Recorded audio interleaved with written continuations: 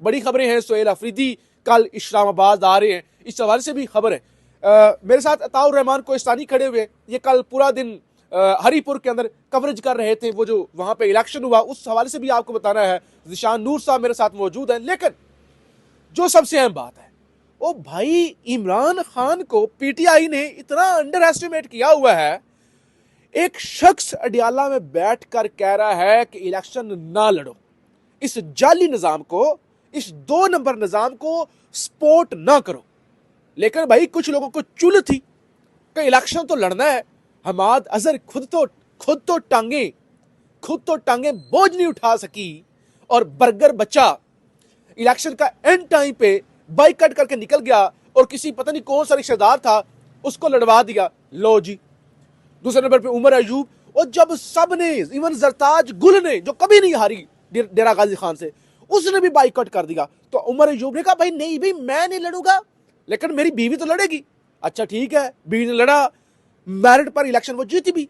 और भाई मैरिट पर तो कोई छलियां बेचने वाला भी जीत जाता कैदी नंबर 804 के नाम से।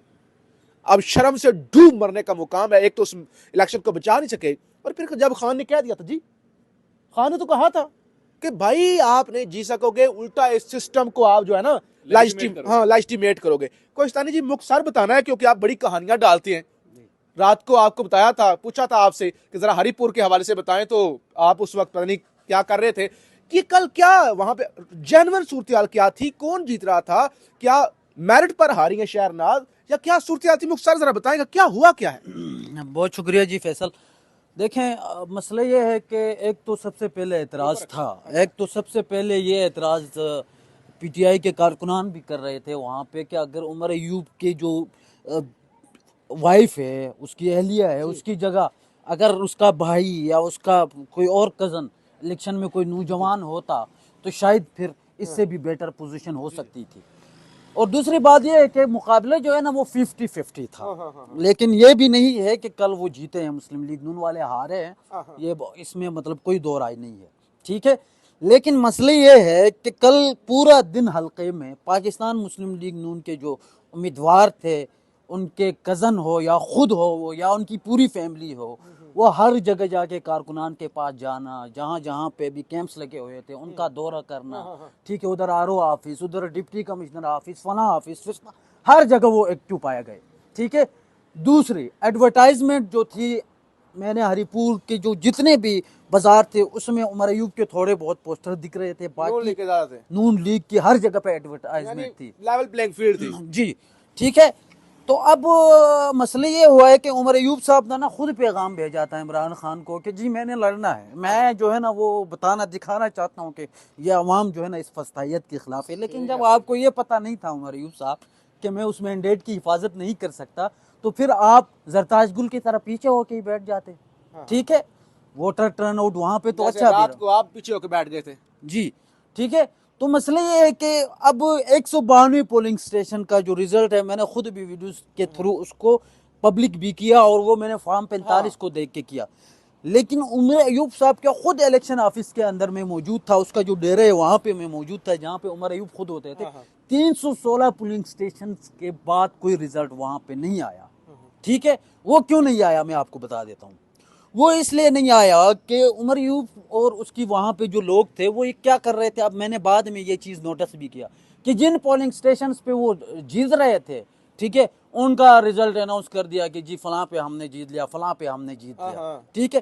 316 पोलिंग स्टेशन का रिजल्ट आने तक वो उसी ऑफिस के अंदर बैठे हुए थे। लेकिन जो ही उनको पता चला कि यार उधर आरओ ऑफिस में रोला पड़ गया है, उमर अयूब साहब उस वक्त तक न वो ना उसका कोई बंदा आरओ ऑफिस में नहीं था। उधर ठंड होगी ना, उधर हाँ, ठंड होगी। एक बंदा था, अलबत्ता मैं हैरान इस बात पे हूँ, मैं आपको बताता हूँ, वो था जुनैद अकबर वहां पे।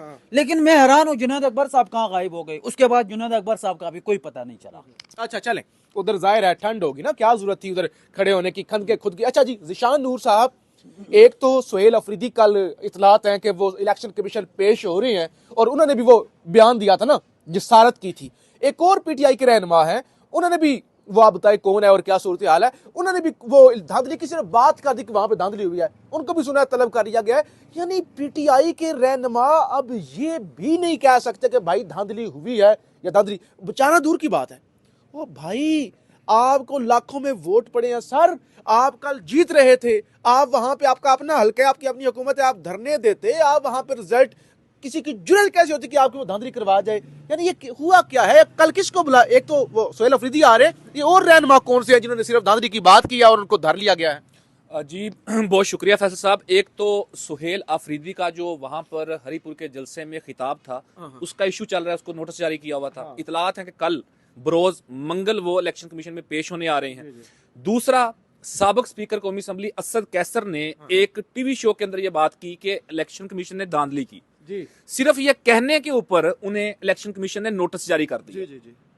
अच्छा, अब उसका ट्रांसक्रिप्ट भी मंगवा रहे हैं वो कि जी हमें वो क्लिप का ट्रांसक्रिप्ट दें ताकि उसकी बुनियाद के ऊपर हम अगली फिर हेयरिंग कर सकें और असद कैसर को नोटिस जारी कर दें। लेकिन अहम फैसला साहब इसमें यह है कि वो मिसाल है ना कि एक बंदे ने दूसरे को कहा कि यार आपकी कमर के ऊपर ना दरख्त उग गया ना, उसने कहा चलो छावे बोवांगे।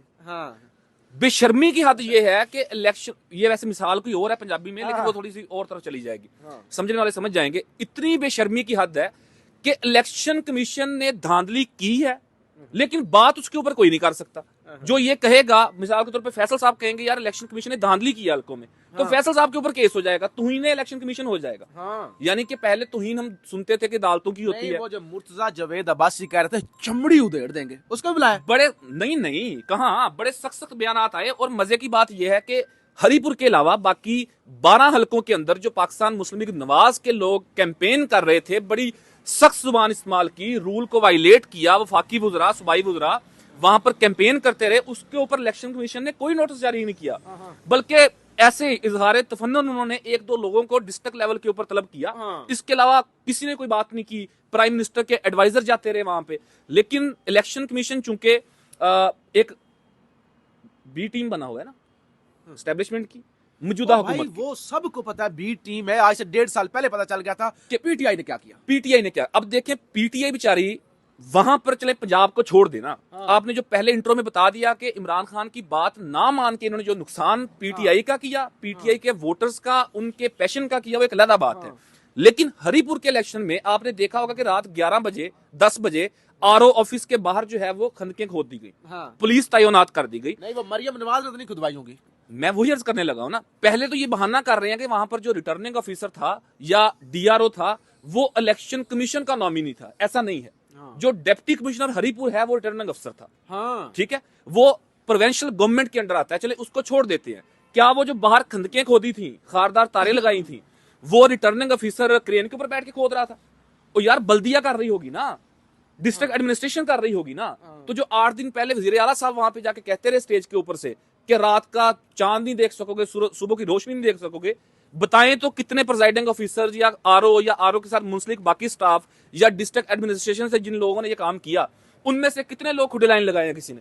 ओ भाई, वहां पर मैं आपको ये दावे से बात कर सकता हूं कि वहां पर एक कांस्टेबल नहीं तब्दील हो सकता। भाई मुझे ये बता, इन लोगों ने फिर खान की रिहाई करवानी है? भाईजान मुमकिन ही नहीं है ना। इमरान खान ने, हुआ ये है, मुख्तसर, आपने उसके बाद अगली खबर पे जाना है, मुख्तसर ये हुआ कि इमरान खान ने ये कहा था कि जिन हलकों में अब इलेक्शन होने जा रहा है वहां पर पीटीआई इलेक्शन कंटेस्ट नहीं करेगी।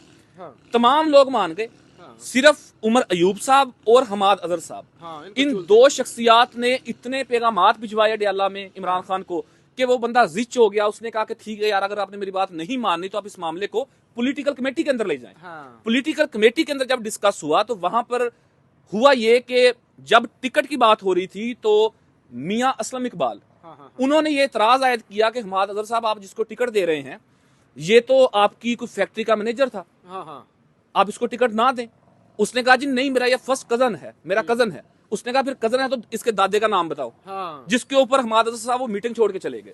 यानी कि आप एक तो उस अपने लीडर की बात नहीं मानी, उसकी बात ना मान के, अच्छा जस्टिफाई ऐसे कर रहे हैं कि हमने इसलिए बाइकाट किया था कि 9 मई में जिन लोगों को सजाएं हुई थी उनकी हमदर्दी के लिए हमने बाइकाट किया। तो उमर अयूब साहब को भी तो 9 मई के अंदर सजा हुई थी। ज़ीशान नूर साहब, ये सूरत हो रहा है जी। कितने मिनट का हो गया जी? 10 साढ़े 10। हाँ जी। अच्छा, ये दो खबरें गोस्तानी साहब आपके साथ माजरत। अच्छा, एक तो ये है कि lieutenant general retired Muzammil Hussain, अच्छा अंदाजा कर लें, आज जजों को रिलीफ नहीं मिल सका। तो खबर जनाब ये है कि उनके खिलाफ नैब ने इंक्वायरी बंद कर दी है। साबिक चेयरमैन वापडा पर तरबेला 4 प्रोजेक्ट में 75 करोड़ 30 लाख डॉलर, यानी 212 अरब। मजाक वाली बात है। वो भाई हम तीनों मिलकर अपने सारे खानदानों की जदादें भी बेच देना तो हो सकता, मेरा तो अपना करोड़ भी नहीं बनना, आपका पता नहीं मुझे। तो बहरहाल अंदाजा कर लें, तो जनरल साहब को रिलीफ मिल गया। और दूसरे जो जनरल साहब हैं, पाकिस्तान की आखिरी chairman joint chief of staff committee general Sahir Shamshad Mirza, पता नहीं लोग इनको किस तरह से याद रखेंगे, लेकिन तारीख तो फिर फैसला सुनाती ही है कि पाकिस्तान में क्या कुछ हो रहा था और इनका कितना अच्छा किरदार था या बुरा किरदार था। बहरहाल कोहिस्तानी साहब आपको कहना चाहते हैं? मैं कुछ भी नहीं चाहता। चलें, मैं आपसे ये चाह रहा हूँ आखिर के ऊपर 1 मिनट के अंदर, जो कल के इलेक्शन की फतह के ऊपर जो वन साइडेड फतह थी, उस पर मरियम नवाज साहबा आज जिस तरीके से सेलिब्रेट करती रही, वज़ीर आज़म साहब करते थे, उसके ऊपर ही नाज़रीन को बताएं ना कि सूरत हाल ये है कि पूरे मैदान में बंदा ही कोई नहीं है। आप ही इलेक्शन लड़ के, आप ही फॉर्म 47 से जीत के वज़ीर आज़म साहब ट्वीट कर रहे हैं कि मैं अल्लाह की ज़ात का बेपनाह शुक्रगुजार हूँ। भाई ठीक है, अल्लाह की ज़ात का शुक्र अदा करें, लेकिन ज़मीनी लोगों का भी करें ना। सिकंदर सुल्तान का करें, सिकंदर सुल्तान राजा का करें, काजी फाइज के बनाए हुए निज़ाम का करें, उस रिटर्निंग ऑफिसर का करें, खसूसन उनका करें जिनका आपको करना चाहिए। और मरियम नवाज साहब बड़े बड़े दावे करती रही। आप कॉल सुन लें ताज साहब, बड़ी अहम कॉल आपको आ रही है।